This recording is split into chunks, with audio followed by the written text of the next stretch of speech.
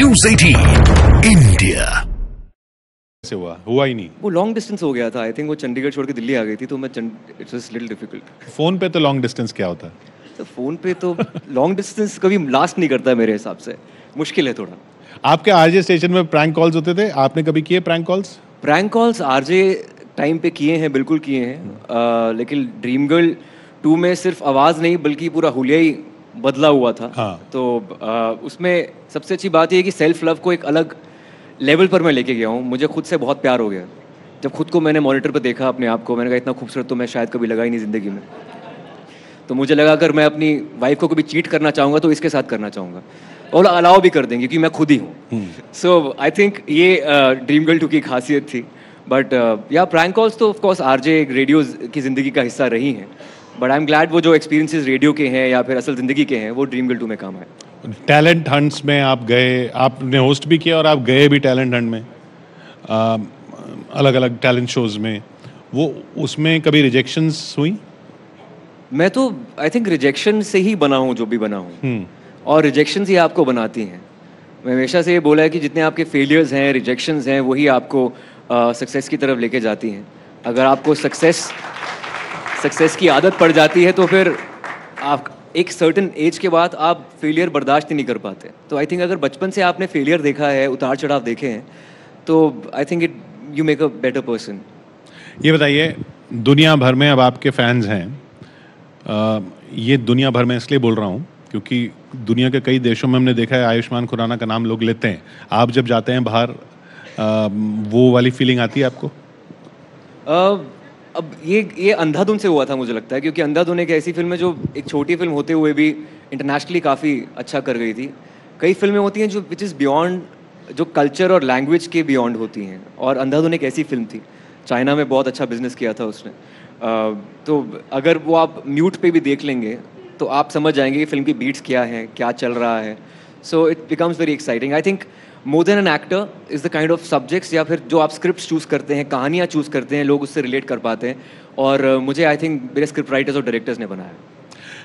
आज हमारे साथ चौपाल में एक यूक्रेनियन डिप्लोमेट आई थी, ओलेना एल्चुक। उन्होंने आपके बारे में कुछ कहा, वो सुनिए पहले। Let's play. एक्टर एक्ट्रेस कौन है? बहुत ज़्यादा, बहुत ज़्यादा। कौन है? सबसे आधुनिक में से तो बिल्कुल के शाहरुख खान और आयुष्मान खुराना भी। ओह, आयुष्मान खुराना भी आपको पसंद है? आपको पता है आज आयुष्मान खुराना हमारे दूसरे दिन के चौपाल में आने वाले हैं। अच्छा। हाँ, तो आप मिलना चाहेंगी उनसे? बिल्कुल। आप मिलना चाहेंगे? बिल्कुल।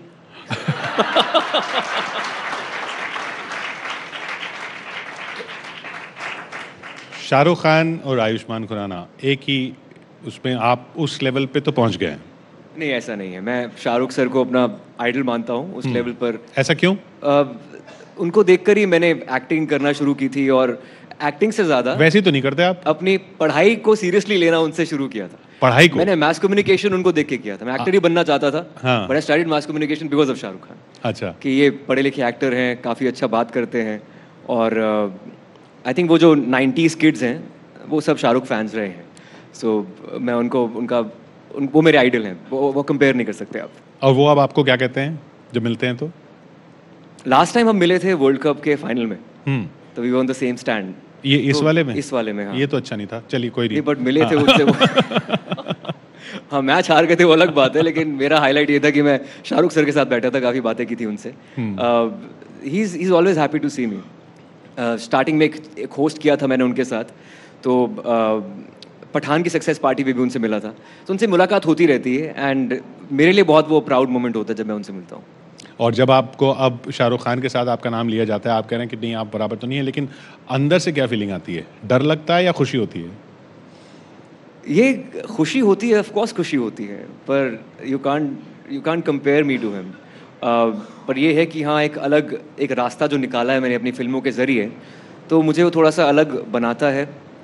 छोटी फिल्में बड़ा कुछ कहती हैं, रिटर्न ऑफ इन्वेस्टमेंट अच्छी होती है फिल्मों की, बट मूविंग फॉरवर्ड मैं बड़ी फिल्में भी करना चाहता हूँ, और करूँगा भी। इस साल मैं 2 बड़ी फिल्में कर रहा हूँ। सो ये हो रहा है, but having said that I think ये universe has been really kind to me. आप अच्छे सिंगर हैं? मैं बेटर एक्टर हूँ। मुझे मेरा ये मानना है कि एक्टिंग में कोई रूल्स नहीं होते, संगीत में रूल्स होते हैं। काश मैंने क्लासिकल ट्रेनिंग और ली होती तो शायद मैं बेटर सिंगर हो सकता। लेकिन जब आपकी सिंगिंग को जो रिस्पांस मिलता है वो कहीं आपको लगता है कि सिंगर ही बन जाते हैं, सिर्फ सिंगर? नहीं, मुझे लगता है कि वो जो जब मैं टिकटेड शो करता हूँ तो टिकट्स इसलिए लोग खरीदते हैं क्योंकि मैं एक्टर हूँ। जितने भी प्योरिस्ट यहाँ पर जो कंज्यूम करते हैं म्यूज़िक को, जो मौसीकी के जो है संगीत के बहुत बहुत प्रेमी हैं, वो मानेंगे कि मतलब संगीत कुछ और है। मैं बहुत प्योर हूँ इन टर्म्स ऑफ म्यूज़िक। मैं क्लासिकल म्यूज़िक काफ़ी कंज्यूम करता हूँ, सुनता हूँ और काफ़ी कॉन्सर्ट्स में जाता हूँ। तो मेरे हिसाब से जो बॉलीवुड सॉन्ग्स हैं वो पॉपुलर एक मीडियम है, पॉप मीडियम है। तो वो आपको अपना गाना सबसे अच्छा कौन सा लगता है जो हमें आप सुनाएंगे अभी? सच बताऊं, मैं अपनी फिल्में और अपने गाने सुनता ही नहीं हूँ, क्योंकि वो उससे आदमी सेल्फ ऑब्सेस्ड हो जाता है। अच्छा, दूसरे का सुना दीजिए फिर। नहीं सुनाऊंगा तो अपना ही। ओके, आप साथ में गाएं तो मजा आएगा। अरे अभी अभी प्यारा सा चेहरा दिखा है, जाने क्या कहूँ उस पे क्या लिखा है। गहरा समंदर दिल डूबा जिसमें, घायल हुआ मैं इस पल से उसमें। नैना दा क्या कसूर वे कसूर वे कसूर, नैना दा क्या कसूर वे कसूर वे कसूर, नैना दा क्या कसूर वे कसूर वे कसूर, ए दिल तो बता दे।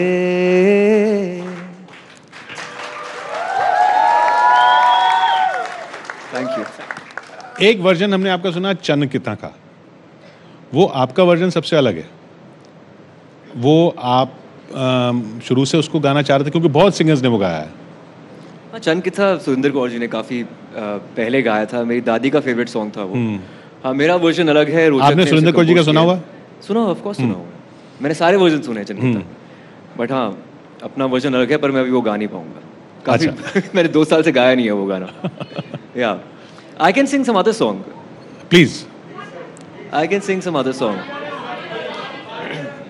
Okay. माहियाना आया मेरा, माहियाना आया, माहियाना आया मेरा, माहियाना आया, रांझना ना आया मेरा, माहियाना आया, माहियाना आया मेरा, रांझना ना आया। अखां दा नूर वेख के अखियां चो हंजुर उड़ दे। Thank you so much.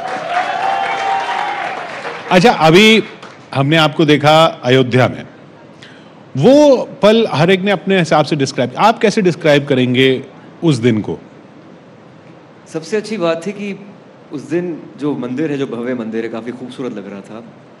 धूप खिली हुई थी और जितने भी देश के महानुभाव हैं जिन्होंने कुछ किया है अपनी अपनी फील्ड्स में, उनको वहाँ बुलाया गया था। शंकर महादेवन गा रहे थे, तो एक अच्छा समा बंधा हुआ था। सब आर्टिस्ट वहाँ पर थे, पॉलिटिक्स से लोग थे, इंडस्ट्रियलिस्ट थे, और वो सब वहाँ पर आम आदमी की तरह बैठे हुए थे। साधु वगैरह भी थे, सब वहाँ एंटर कर रहे थे। सो हम पूरा वो धक्के में से किसी का कोई प्रेफर्ड एंट्री नहीं थी, सिर्फ मोदी जी स्टार्टिंग में गए थे, बाकी सब उन साधुओं के साथ ही एंटर किए थे और एक आम व्यक्ति की तरह सब वहाँ पर दर्शन करने गए थे।